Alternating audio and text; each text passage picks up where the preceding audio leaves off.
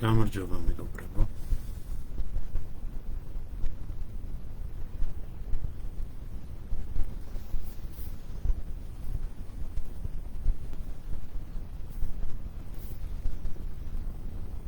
Ყველას მოგესალმებით. იმედია გესმით ჩემი ხმა. დღეს მინდა ვისაუბროთ აკრედიტაციაზე. სკოლების აკრედიტაციაზე, გთხოვთ, ვინც უყურებთ, თქვენი მოსაზრებებიც გაგვიზიარეთ ამის შესახებ კომენტარების სახით.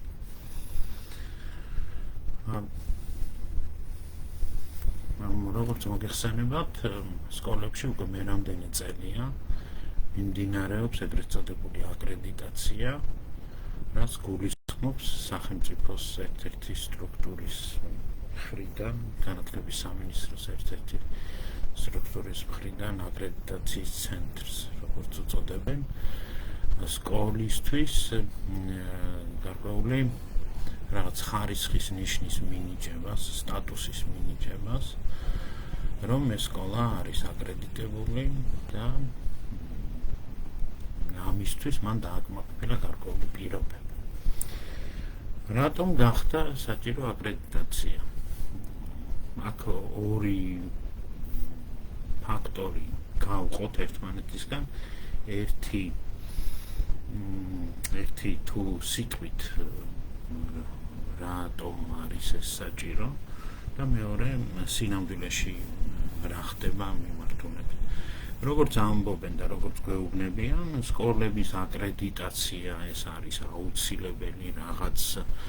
საერთაშორისო ხელშეკრულებით მოთხოვნილი პირობა, ან რაღაც კანონით გათვალისწინებული ნორმა და ან ბოლო ისე რომ ვთქვათ, აბა სკოლა აკრედიტირებული არ უნდა იყოს. ხო, ესეც არის ხო. ხო, აკრედიტაციის გარეშე როგორ შეიძლება ვასწავლოთ ბავშვებს, ხო? აქამდე ვასწავლეთ, მაგრამ თუ კარგად გვინდა რომ ვასწავლოთ, ესე იგი აკრედიტაცია საჭირო. რომ ეს სწავლების ხარისხს ამაღლებს და ასე შემდეგ ის სიტყვები, რომლებიც ხშირად გვესმის ხოლმე ჩვენ რაღაც რეგულაციის ან რაღაც ქმედების გამართლების დროს. პრინციპში ეს ასე ვთქვათ, ერთგვარად ეს აკრედიტაცია ლოგიკურად კრავს სამინისტროს, ამ შემთხვევაში მთავრობის მიერ განხორციელებულ სხვადასხვა ქმედებებს. მაგალითად იქნება ეს დავშვათ მასწავლებელთა პროფესიის დადასტურება, ვთქვათ, სასწავლო შედეგები, რაღაც ინფრასტრუქტურული პროექტები და ასე შემდეგ, სხვადასხვა მიმართულება სკოლაში, რომელსაც ერთგვარად შეკრავს ეს აკრედიტაცია და თუ სკოლა არის აკრედიტებული, თუ აკრედიტირებული, ესე იგი ეს იმას ნიშნავს, რომ სხვადასხვა მიმართულებით აკმაყოფილებს მოთხოვნებს. და ასეც არის, როგორც იცით, ვინც უკვე გაიარეთ ან ახლა ემზადებით აკრედიტაციისთვის, იცით, რომ 4 მიმართულებით ფასდება სკოლა და შესაბამისად ენიჭება ამის მიხედვით ეს სტატუსი. და გინახავთ ხოლმე ალბათ გაუზიარებიათ სკოლებს ის აღტაცების ვიდეოები, როდესაც აკრედიტაციის ცენტრის კრების თუ რაღაც სათათბიროს გადაწყვეტილებით ამა თუ იმ სკოლას ენიჭება ხოლმე, მე მგონი 8 წლის თუ 9 წლის ვადით სრული აკრედიტაცია და როგორი კმაყოფილების ხიჟინა მოყვება ხოლმე ამას ამ სკოლის წარმომადგენლების მხრიდან. რაც გარკვეულად გასაგებია, ხო, როდესაც სკოლის მასწავლებლები თუ დირექცია იშრომებენ, იმუშავებენ და რაღაცა პირობებს დააკმაყოფილებენ, ცხადია ამის აღიარება კმაყოფილებას იწვევს ადამიანებში. მაინც და მაინც რაღაც ცუდი გაგებით არ ვამბობ ამ მომენტს, ხო? მაგრამ სინამდვილეში რა ხდება? რა ხდება და სხვა შორის მე ჯგუფში დავსვი ერთი შეკითხვა რომ ვინც უკვე გაიარეთ აკრედიტაცია რა შეიცვალა თქვენ სკოლაში ამის შედეგად აი რომ წარმოვიდგინოთ მაგალითად ერთი წლის წინ სკოლა გახდა აკრედიტებული და აი ამ ერთი წლის შემდეგ რა შეიცვალა რით განსხვავდება ეს ახალი აკრედიტირებული ახალი ერთი წელი ვთქვათ წინა 2 წლის 3 წლის წინანდელი ამავე სკოლისგან ვთქვათ რა შეიცვალა სწავლების მიმართულებით მოსავალთა შედეგების მიმართულებით და ასე შემდეგ და სხვა შორის რომ გითხრათ რომ რამე გავუმხმაურება ვნახე მეთქი არა რომ ვინმეს დაეწერა მაგალითად აი გაიზარდა მასწავლებელთა თანამშრომლობის ხარისხი ან ამაღლდა მოსწავლეთა შედეგები ან რაღაც ხო აი ასეთი რამე ვერ ვნახე და როგორც ხდება ხოლმე ხშირ შემთხვევაში ეს პროცესი არის ერთგვარი საბუთების გადაწერა შექმნაც რატომაც არა ბევრი ალბათ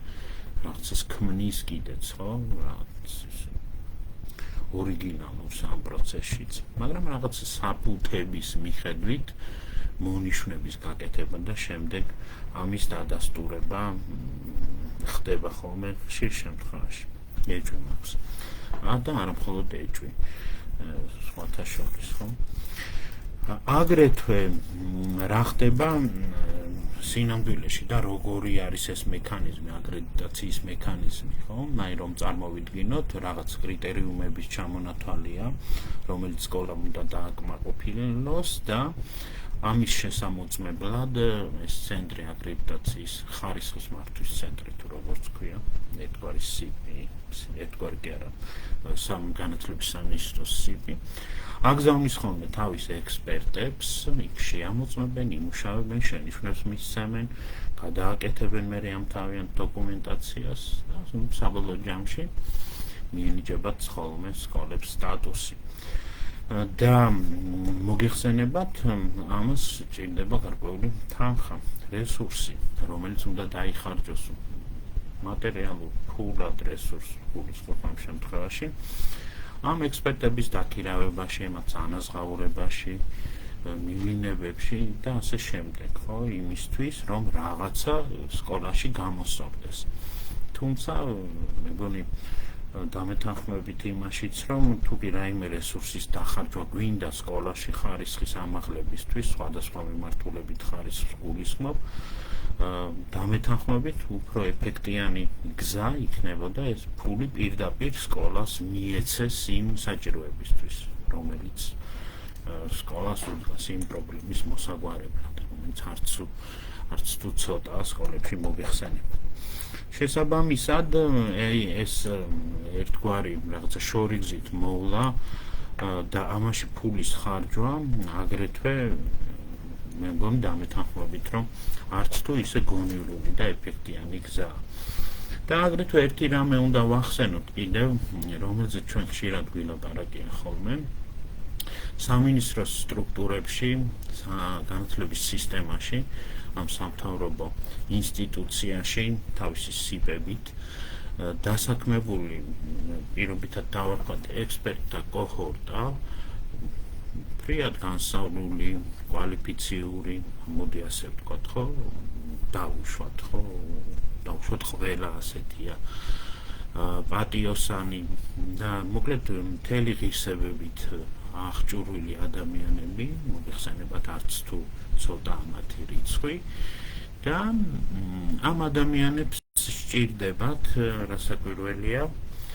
თავიანთი საქმიანობის გამართლება, ასე ვთქვათ, და ეს აკრედიტაცია არის ერთ-ერთი მექანიზმი ამისთვის, რომ ისინი მოიფიქრებენ ხოლმე რაღაც ისეთი საქმეს და ამ საქმეს ბეჯითად აღასრულებენ ხოლმე. ანუ ესე იგი ის ფული რაც იხარჯება ამაში ამ პროცესში სკოლების შემოწმებაში რაღაცებს გადამზადებაში მომზადებაში ექსპერტთა ანაზღაურებაში და ასე შემდეგ აი კონკრეტულად რომელიმე სკოლის გადასახურად დავუშვათ სახურავის შესაცვლელად რომ დაიხარჯოს ეს ფული დავეთანხმებით რომ უფრო ეფექტიანი იქნება ცხადიან თანხების დახარჯვა შესაბამისად როგორც ხვდებით ეს სასკოლო აკრედიტაციის პროცესიც ასე მიმაჩნია სრულიად ზედმეტად ხელოვნურად სკოლების გაწვალება თողომდ არა შედეგიანობის გასაზრდელად და რაიმე ეფექტის მოტანის მიზნით კი არა აი რაღაც აკვიატების დასაკმაყოფილებლად სკოლების გაწვალების პროცესია ეს, რასაც თან ერთვის ხოლმე ქართული ფორმალიზმისა და სიყალბის მომენტები და მთელი ეს რაღაცნაირად ასეთი აღკაზმული პროცესი გამოდის. და ბოლოს ასევე მინდა შევეხო ამ პროცესში სკოლის დირექტორების ფუნქციას მოგეხსენებათ სკოლის დირექტორების შერჩევის შესახებ იცით თქვენ ჩემი აზრი და დამოკიდებულება რამდენიმე წლის წინ გამართული ეს პროცესი ვერანაირ კრიტიკას ვერ უძლებდა ეგრეთ წოდებული სკოლის დირექტორების არჩევნების პროცესი და ნაცვლად იმისა რომ სკოლის დირექტორები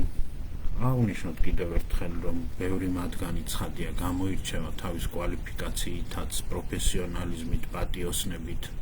გამჭრიახობით და ასე შემდეგ ნაცვლად იმისა რომ ეს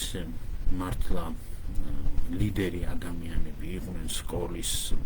საჭიროებაზე ორიენტირებულები და სხვადასხვა ინიციატივას იჩენდნენ საკუთარი სკოლების განვითარებისთვის ამ მიზნით აქტიურობდნენ კამათობდნენ კიდეც თავიანთ მოსაზრებებს ავრცელებდნენ აწყობდნენ ამის შესახებ მსჯელობას ან მონაწილეობდნენ ამ ასეთ პროცესებში მოგეხსენებათ ეს ადამიანები არიან სრულიად გაჩუმებულები და ასე მორჩილად აღასრულებენ ხოლმე ნებისმიერ წამოსულ დირექტივას ცენტრიდან დააკმაყოფილებენ ხოლმე ისინი ნებისმიერ მოთხოვნას და მიუხედავად იმისა რომ ჩვენ უკვე რამდენიმე 10 წლეულია ვადევნებთ თვალს განათლების სისტემაში მიმდინარე პროცესებს და მიუხედავად იმისა რომ რამდენჯერმე ჩვენ რადიკალურად გადავაფასეთ წინა წლების გამოცდილება, ახლაც ამ პროცესში ვართ წინამძღოლში, ჩვენ ახლა ვამტკიცებთ და ვამბობთ თუ რა მე ამ სიტყვას გამოვიყენებ მავნებლობებს ვაკეთებდით რამდენიმე წლის წინ და რომ ეს არასწორი იყო, რამდენიმე წლის წინ, 15 წლის წინ კი არა, 4 წლის წინ, 7 წლის წინ და ასე შემდეგ თუ რაღაც არასწორად ვაკეთებდით და ამაში ფულს ვხარჯავდით და ახლა ჩვენ თითქოს ვასწორებთ. აგერ შევთანხმდეთ ჩვენ თუ გნებავთ გეტყვით რომ 2 წლის მერე ჩვენ დღევანდელ პროცესებს ასევე გამოვაცხადებთ რომ ეს იყო არასწორი სისულელეები იყო მავნებლობა იყო და კიდევ რაღაც ახალს მოვიგონებთ და იმის თქმა მინდა რომ აი მთელი პროცესის განმავლობაში თქვენ ვერ გაიხსენებთ ვერც ერთი სკოლის დირექტორის ან გამოთქმულ აზრს დაფიქსირებულს ყოველ შემთხვევაში საჯაროდ რომელიც იმ პროცესის მიმდინარეობისას ამბობდა აღნიშნავდა რომ ეს რაღაც არ არის სწორი. ან ბოლო-ბოლოს შეკითხვას დასვამდა მიმდინარე საქმიანობის შესახებ. ხო, შესაბამისად თუ კი სკოლის დირექტორები მართლა გადაერთვებიან თავიანთი სკოლის საჭიროებების გამოსწორებაზე, ამაზე ზრუნვაზე და საბიუჯეტო ფულით